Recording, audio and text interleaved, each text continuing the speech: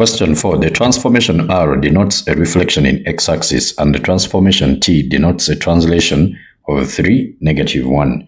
And then we are saying part A, find the equation y is equal to g of x of the curve with equation y is equal to x squared after it has been transformed by the sequence of transformations R, then followed by T. The order of transformation always matters because usually, in most cases, we don't get the same equations of the transformed curve the same, okay? So you have to be very careful. Now, check this order. And then on the second one, they are saying T, then followed by R. So we shall check and see whether we shall get the same answer. Now, if I have my axis here, okay, and I have a point here, which is X and then Y, then when I try to reflect this one in x-axis, this point is going to be down here. The x-coordinate remains, but the y-coordinate is now a negative, okay? So, for R, for reflection, okay, y then becomes negative, okay, negative f of x, or I can say negative g of x. You see that? You're finding the equation of that. So let me use f of x. So it will be negative f of x, okay?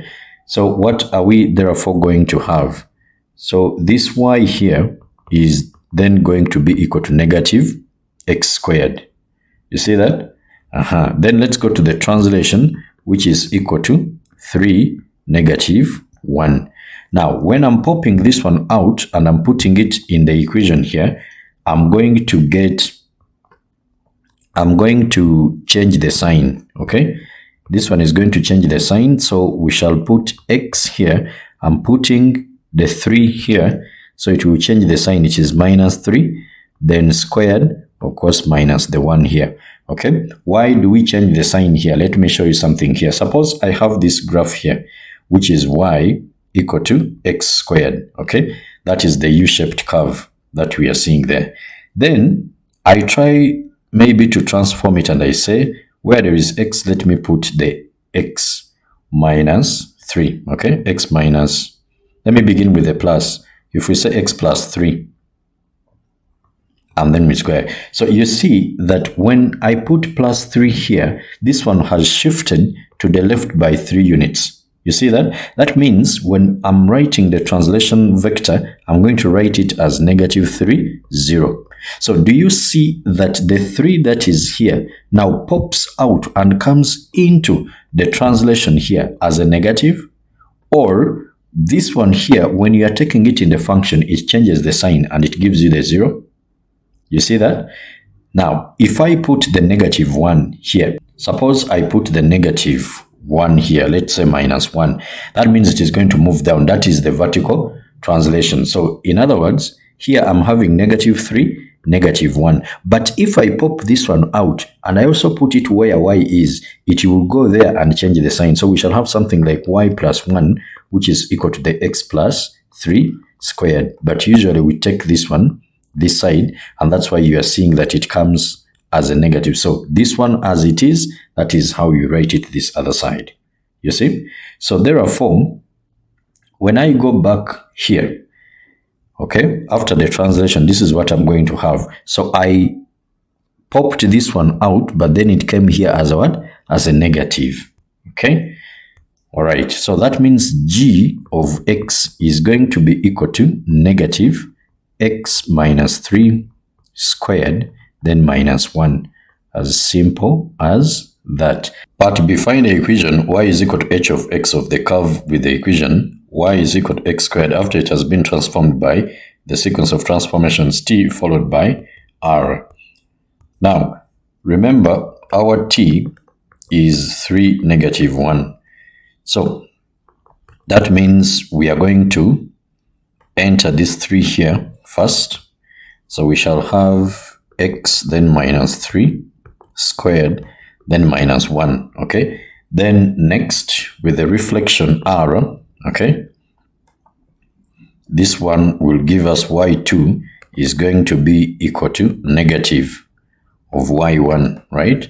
Negative of this one here, x minus 3 squared minus 1, the whole of it what?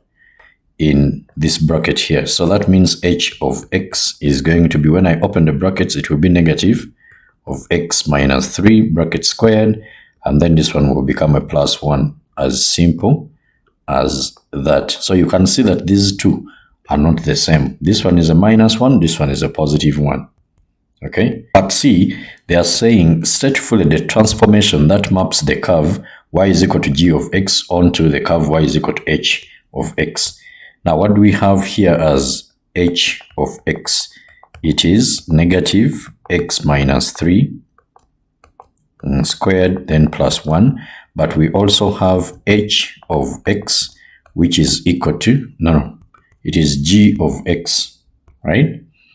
G of x, which is equal to minus x minus 1, minus 3 squared, then minus 1. Now I'm going to write this h of x in terms of the g of x. You can see that this part here is still the same, okay? But the changing is here. That means it is a vertical translation. So I'll have my g here, and I will set negative, then x minus 3 bracket squared minus 1. Then from there, what should I add here such that I end in a 1? That means I can add a 2 here, because 2 minus 1 gives you this 1 here, not so? So h of x is going to be this g of x here, okay? Then plus the what? The 2. Plus the 2. So this simply implies that our h of x, to get h of x, then we transformed this g of x using a translation by vector 0, 2. Okay, so we just say translation by vector 0, because nothing is done on the x, but something has been done on the whole function, on the y. Okay, that is that.